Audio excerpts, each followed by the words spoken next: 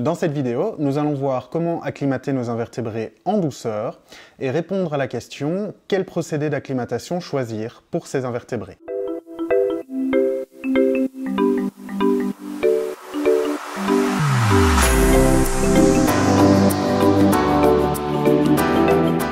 Hello, c'est Flo et bienvenue à toi si tu découvres ma chaîne sur laquelle je parle d'aquariophilie orientée invertébrés dans le but de permettre leur maintenance et leur reproduction accessibles au plus grand nombre. C'est toujours un peu la jungle quand on se pose la question de savoir comment faire les choses en matière d'invertébrés.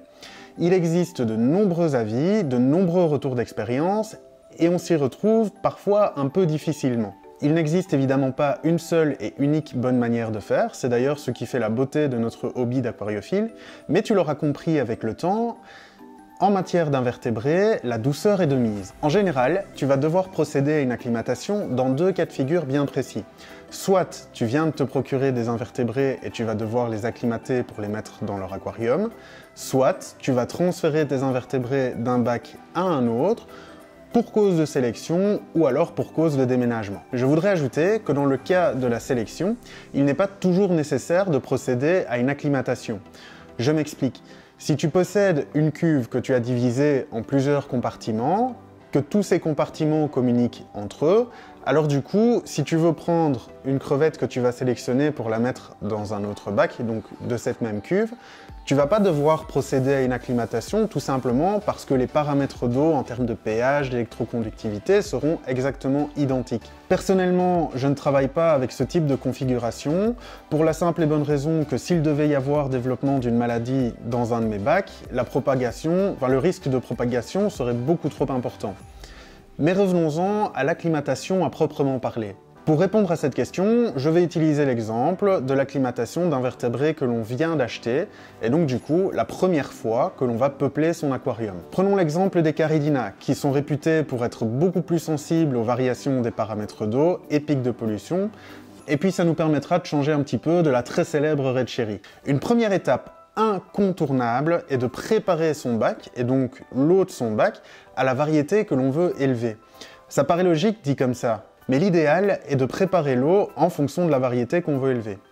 En ce qui concerne les paramètres, je te conseille, alors comme toujours je l'ai déjà dit dans d'autres vidéos, mais je te conseille de caler les paramètres de ton eau sur les paramètres de l'endroit où tu vas te procurer tes invertébrés, donc que ce soit l'éleveur, que ce soit le magasin, que ce soit via un site internet, de bien te renseigner sur les paramètres qu'ils utilisent de manière à adopter les mêmes dans ton aquarium.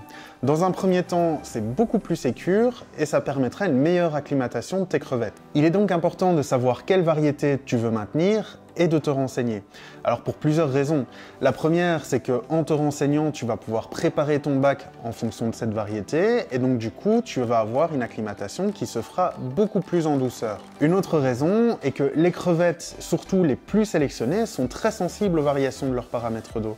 Et donc du coup, dans l'idéal, il faudrait que les paramètres que l'on va leur offrir s'approchent au maximum des paramètres dans lesquels elles ont été sélectionnées et dans lesquels elles ont grandi.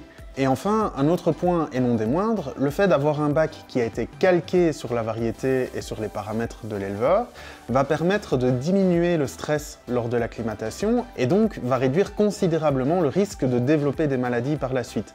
Car majoritairement, quand une maladie apparaît, c'est synonyme d'un stress ou d'un élément stresseur au sein de l'aquarium. L'eau de l'aquarium de destination aura donc été préparée avec un pH compris entre 5,5 et 6,5, un KH compris entre 0 et 2, un GH entre 4 et 8, et du coup une électroconductivité comprise entre 250 et 400 microsiemens. Les variations de ces paramètres, ce sera fonction de la variété que l'on veut maintenir.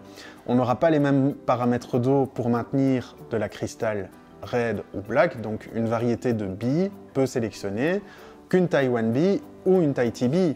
Et encore une fois, on a la notion des paramètres de l'éleveur. Une fois l'aquarium cyclé et la stabilité des paramètres obtenus, tu vas pouvoir peupler ton aquarium avec une petite colonie de ta variété préférée. En fonction de l'endroit où tu vas te procurer tes invertébrés, le temps de transport sera plus ou moins long. Alors sur ce temps de transport, tu peux avoir des variations, et c'est pas tu vas avoir des variations du pH de l'eau, de la conductivité de l'eau, tu vas avoir une montée des polluants tels que les nitrites, les nitrates, l'ammoniac.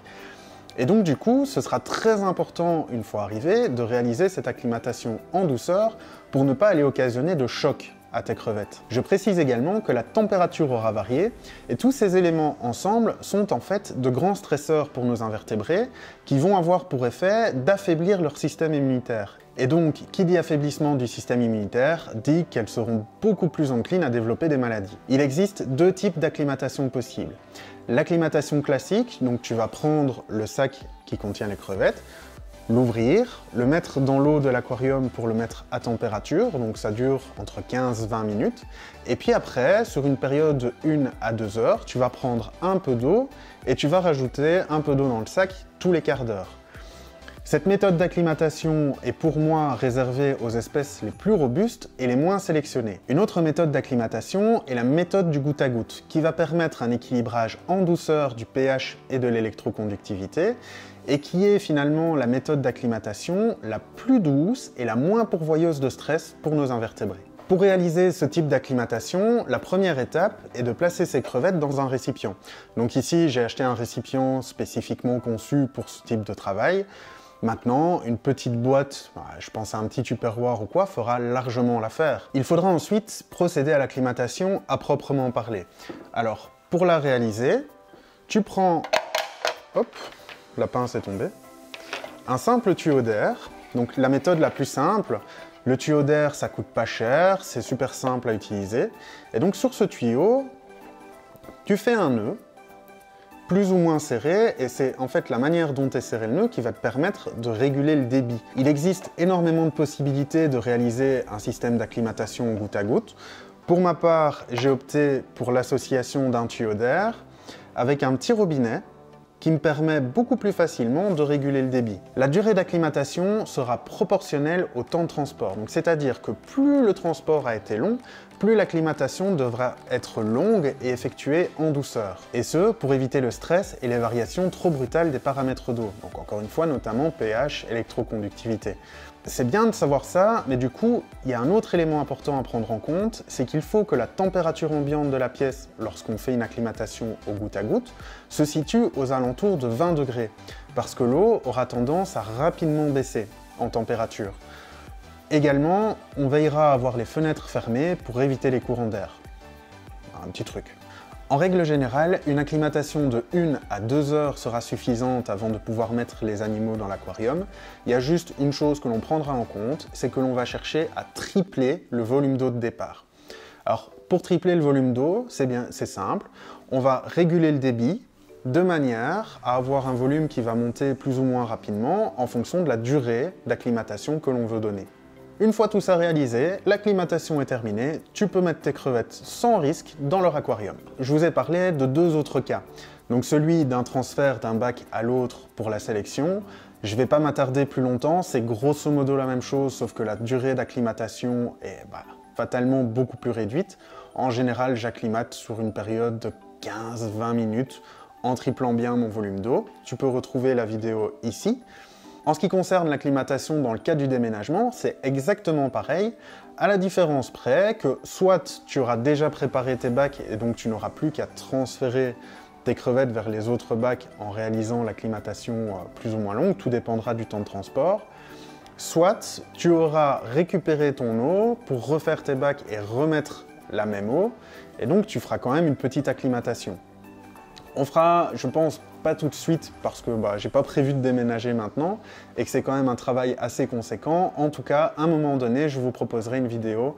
En résumé, pour réaliser une bonne acclimatation, tu veilleras à préparer l'eau de l'aquarium en fonction de la variété désirée, à adapter tes paramètres d'eau aux paramètres d'origine et à adapter la durée de l'acclimatation de manière proportionnelle à la durée du transport. Ainsi, tu auras une acclimatation qui se fera en douceur, en limitant le stress, et donc tu limiteras grandement le risque de développer des maladies ou d'avoir des morts dans ta colonie par la suite. J'espère que cette vidéo t'a permis de comprendre un peu mieux l'importance de l'acclimatation pour les invertébrés.